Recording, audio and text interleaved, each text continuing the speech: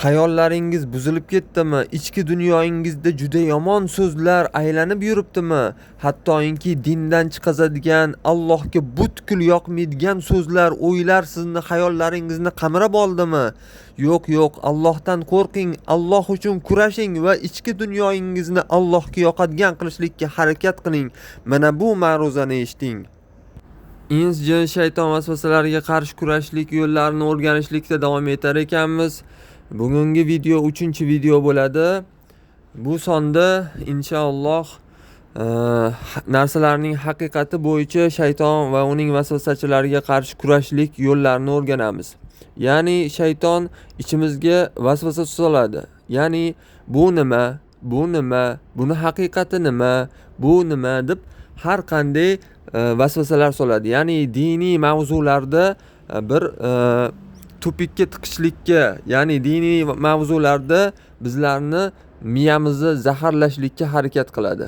Bizlar unga qarshi samarali tarzda kurashishimiz kerak. Masalan, din haqida mavzu ochilsa, din nima? Din o'zi bilasanmi nima? Din bu odamlar o'ylab olgan narsa yoki kimdir to'qib olgan narsa deb vasvasani davom ettirishlikka harakat qiladi. Har doim bilaylikki, haqiqatda biror bir narsani haqiqatini bilishlik uchun uni 2 marta takrorlashlikni o'zi kifoya qiladi. Ya'ni din bu din, rost bu rost, Alloh bu Alloh. Ya'ni bir narsani 2 marta takrorlansa uni haqiqati chiqib keladi. Masalan, qaychi, qurol, uy, osmon, rost, din, Muhammad.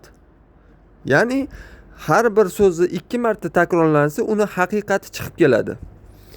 Allohning ne'mati ila bu ilmni Allohning inomi ila o'rgandim, alhamdulillah, va sizlarga ham buni o'rganishlikni, ya'ni buni o'rganishlik qiyin ish emas. Biror bir narsa haqida vasvasa qilinsa, u nima deb turib, yo uni negizi bilasanmi nima deb vasvasaga o'tadigan bo'lsa, aynan o'sha kalimani 2 marta takrorlang va uni haqiqati chiqib keladi. Ya'ni din bu din, islom bu islom, Alloh, rost, osmon, oxirat. Ya'ni qaysi bir so'zda vasvasaga olib kelayotgan bo'lsa, o'shani 2 marta takrorlansa, uni o'zi haqiqati chiqib keladi. Alhamdulillahi kasiro. Allohga cheksiz shukr. Va yana shaytonga qarshi kurashlik yo'llari shundan iboratki,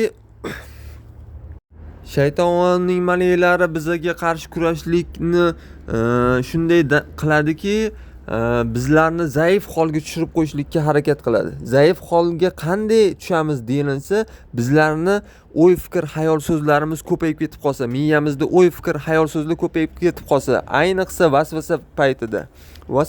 Vasvasa payti deb, ya'ni nimani nazarda tutilyaptiki, vasvasa payti deb eng qattiq vasvasani nazarda tutilyapti. Eng qattiq vasvasa bu Allohga nisbatan vasvasadir, dinga nisbatan vasvasadir. Allohga nisbatan vasvasa bu o'ta qattiq, o'ta shiddatli vasvasadir. Bunaqa vasvasada har qanday odam tiz cho'kib qoladi. Har qanday odam o'ta qattiq alamli azobga giriftor bo'ladi. Bu vasvasadan juda ham tezroq qutulib chiqishlikka harakat qilishlik kerak. Bu vasvasa takrorlanaversa, ichki dunyoga singib ketib qolishligi mumkin bu zahar. Alloh o'zi asrasin. Biz doimo Allohga yoqishlikka, Allohni nomini ichimizda ham tashimizda ham pok etishlikka harakat qilishligimiz kerak.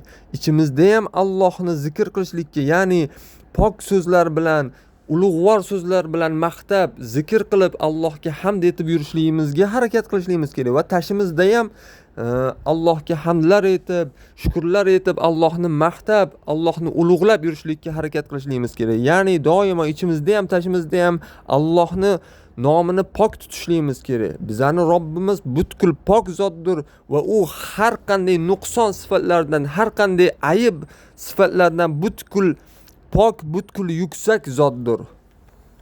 Allohimiz yaratgan egamiz shunday zotki, Alloh Allohdir. Alloh o'z ism sifatlariga faqatgina o'zigina butkul ega zotdir. O'zga ism sifatlardan faqatgina Allohimizgina butkul pok zotdir. Bizga qandaydir Alloh haqida yomon vasvasa kelar ekan, avvalambor shu so'zni takror va takror qilishligimiz kerak. Ichimizga singdirib olishligimiz kerak shu so'zni.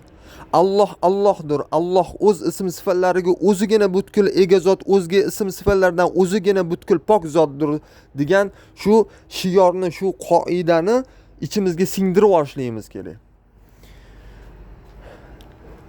Va shuni esimizda tutishimiz kerakki, shayton bizni zaif holga, avvalambor hozir aytganimizdek, bizlarni zaif holga tushirishlikka harakat qiladi. Zaif holga qanday tushamiz deyilsa, hozir takrorlaganimizdek, o'y, fikr, xayol so'zlarimiz ko'payib ketmasligi kerak. O'y, fikr, xayol so'zni vasvasa paytida ko'paytirib yubormasligimiz kerak. Har qanday turmush tarzidagi o'ylar ham keladi. Kelajakdagi qanaqadir o'ylar kelishligi mumkin, kelajak haqidagi gumonlar va o'tmishda qilib o'tgan ishlarimiz o'ylar bosib ketadi. Bizni o'yni yo'q qilishlikka, o'ylarni yo'q qilib tashlashlikka, miyamizni bo'm-bo'sh qilishlikka harakat qilishligimiz kerak vasvasa paytida. Uni samarali yo'llardan aytganimizdek, avvalgi darslarimizda aytganimizdek, nazarimiz o'zimizga qaytib turishligi kerak. Ko'rayotgan narsamizni tinnu holda, xira bo'lmagan holda, tinnu holda ko'rishlikka harakat qilishligimiz kerak.